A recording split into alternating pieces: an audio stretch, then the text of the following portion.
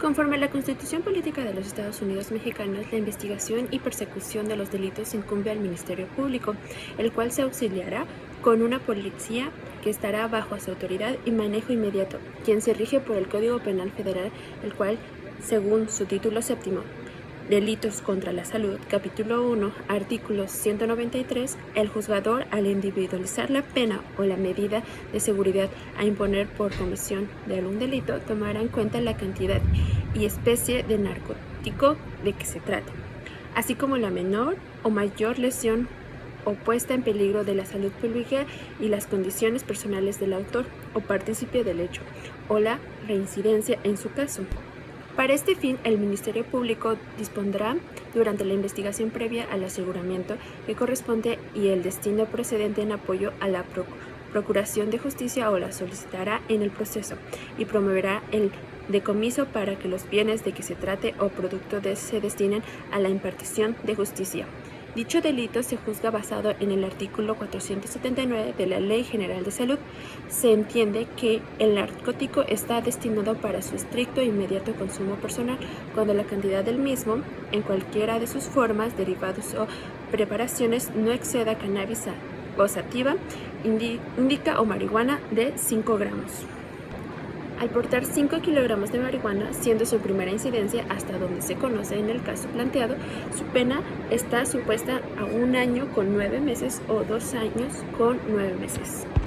Según el artículo 1 de la Ley Orgánica Constitucional del Ministerio Público, el Ministerio Público es un organismo autónomo y jerarquizado cuya función es dirigir en forma exclusiva la investigación de los hechos constituidos de delito, los que determinan la participación punible y los que acrediten la inocencia del imputado, y en su caso ejercer la acción penal pública de la forma previa prevista por la ley. De igual manera, le corresponde la adopción de medidas para proteger a las víctimas y a los testigos. No podrá ejercer funciones jurisdiccionales. En este caso en particular, le corresponde la investigación y persecución de los delitos. También está a cargo de la Policía Municipal, que ejerció violencia en la detención del acusado, sin especificar si fue frente al menor de edad, en el caso planteado. En este caso, el de posesión de estupefacientes. El juez propondrá la pena o la medida de seguridad a imponer por la comisión del delito de posesión de estupefacientes, teniendo en cuenta que es su primera incidencia hasta que se demuestre lo contrario, y ser el presunto responsable o tutor del menor, teniendo en cuenta el caso planteado. El Ministerio Público dispondrá durante la averiguación previa el aseguramiento que corresponde y el destino procedente en apoyo a la Procuración de Justicia, o lo solicitará en el proceso, y promoverá el decomiso para que los bienes se trate o en su producto se destinen a la impartición de justicia.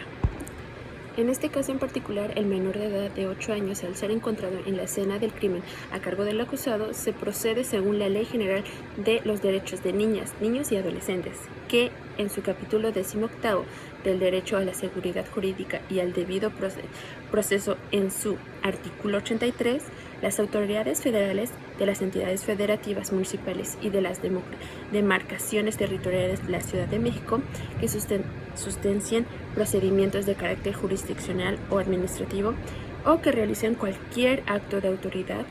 en los que estén relacionados niñas, niños o adolescentes de conformidad con su edad, desarrollo evolutivo, cognitivo y grado de madurez, están obligados a hacerlo cuando a menos implementar mecanismos de apoyo al presentar una denuncia, participar en una investigación o en un proceso judicial, garantizar el acompañamiento de quien ejerce sobre ellos la patria potestad, en este caso el acusado, tutela, guardia o custodia durante la sustancia de todo el procedimiento, salvo disposición judicial en contrario.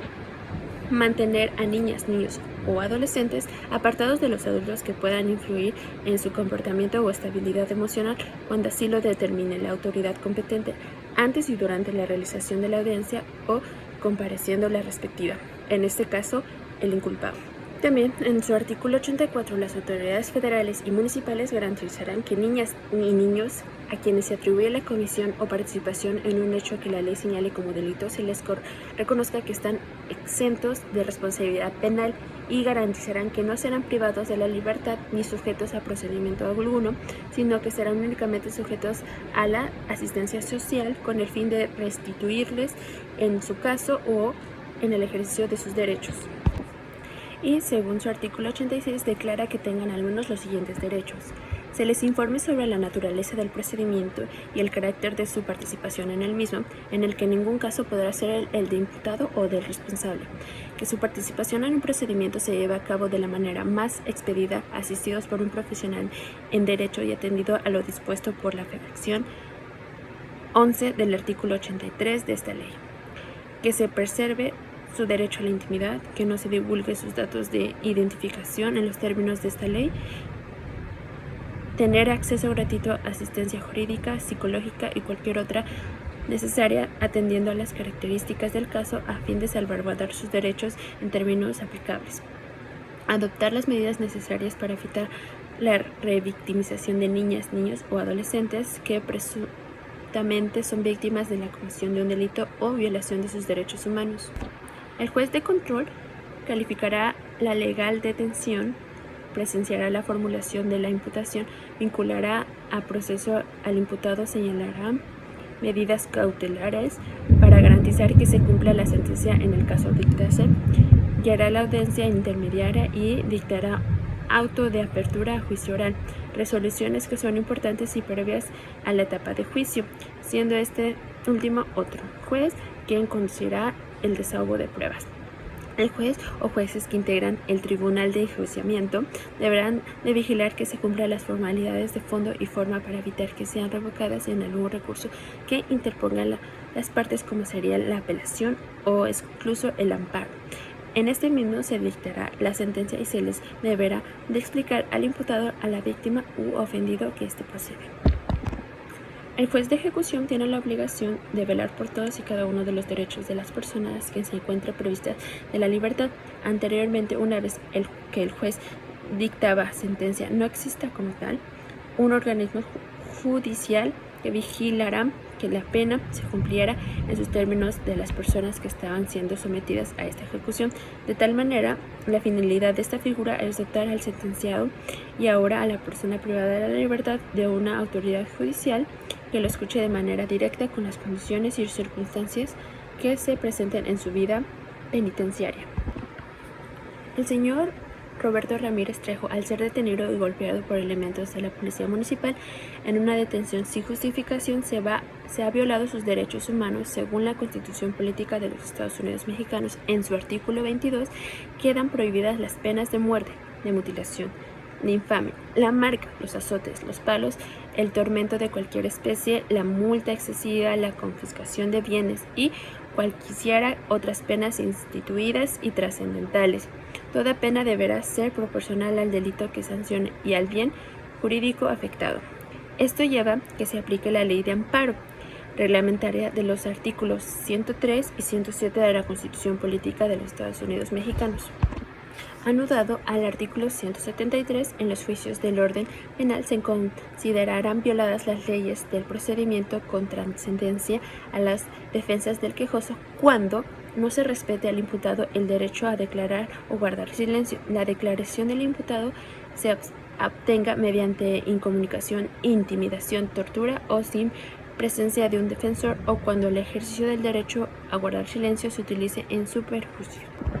El señor Roberto Ramírez Trejo, al ser detenido y golpeado por elementos de la policía municipal en una detención,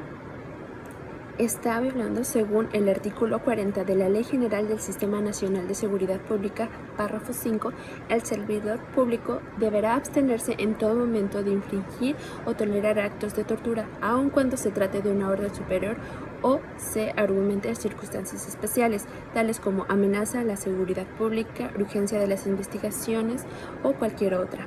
Al conocimiento de ello, lo denunciarán inmediatamente a la autoridad competente. Siempre que se utilice la fuerza pública se hará de manera racional, congruente, oportuna y con respeto a los derechos humanos. Para tal efecto, deberá apegarse a la Ley Nacional sobre el uso de la fuerza, así como las demás disposiciones normativas y administrativas aplicables, realizándolas conforme al derecho. Tanto en su artículo 43, las legislaciones de la Federación y de las entidades federativas establecerán las sanciones aplicables al incumplimiento de los deberes previstos en esta ley, los procedimientos y los órganos competentes que concenerán de estos. Las sanciones serán al menos de las siguientes: amonestación, suspensión o remoción, lo cual los agentes de la Policía Municipal violaron estas leyes en el caso de la detención del señor Roberto Ramírez Trejo, infringiendo con su deber.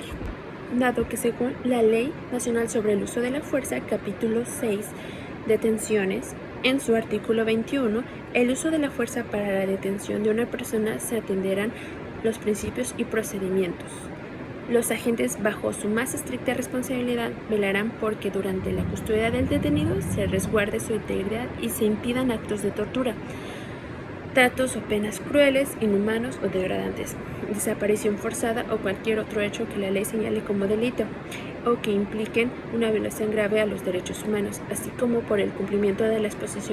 disposiciones correspondientes de la Ley Nacional de Registros de Detenciones. En su artículo 22, cuando la detención de una persona sea necesaria uso de la fuerza, el agente deberá procurar no ocasionar daño a la persona susceptible de detención y velar por el respeto a la vida e integridad física de ésta, lo cual se ve en el caso que eso no fue. Utilizar de forma racional, subsidiaria y proporcional los distintos niveles de fuerza de la no exponer a la persona detenida a tratos denigrantes, abuso de autoridad o tortura. En su artículo 23, durante una detención se debe garantizar la seguridad de las personas no involucradas, la de los agentes y la del sujeto de la detención en ese orden. Artículo 24. Las instituciones de seguridad deberán abstenerse de ejercer el uso de la fuerza en contra de una persona detenida bajo su custodia, salvo que las circunstancias demanden la necesidad del uso para el mantenimiento del orden y la seguridad, o se ponga en riesgo la integridad de las personas. Anotado a esto, se debe tomar en cuenta también que en la Ley General para prevenir, investigar y sancionar la tortura y otros tratos o penas crueles, inhumanos o denigrantes, en su título segundo de los delitos del capítulo primero, disposiciones generales, en su artículo 9, no constituyen causas de exclusión del delito de tortura a la obediencia a órdenes o instrucciones en su superior jerarquía que dispongan, autoricen o alineen la comisión de este delito. Las órdenes de los superiores jerárquicos de cometer el delito de tortura son manifestaciones ilícitas y los subordinados tienen el deber de desobedecer y denunciarlas. En este caso, se encargará de la investigación, persecución del delito y, sobre todo, la posesión de estupefacientes. Conducirse bajo los principios de eficacia, honradez, imparcialidad, objetividad, profesionalismo, respeto a los derechos humanos y perspectiva de género. Solución de la controversia en materia penal del uso de violencia indebida en el arresto del señor Roberto Ramírez a través de la implementación del servicio de carrera de los y las agentes del Ministerio Público, las y los policías de investigación, las y los peritos, las y los orientadores jurídicos y las y los facilitadores para el caso tanto de posesión de drogas como para el caso de violencia injustificada en el caso del arresto del señor Roberto Ramírez. Coadyuvar con las instituciones de procuración de justicia de la Federación y de las entidades federativas en la investigación del delito. Solicitar la colaboración así como informes de documentos de la Policía Municipal en este caso.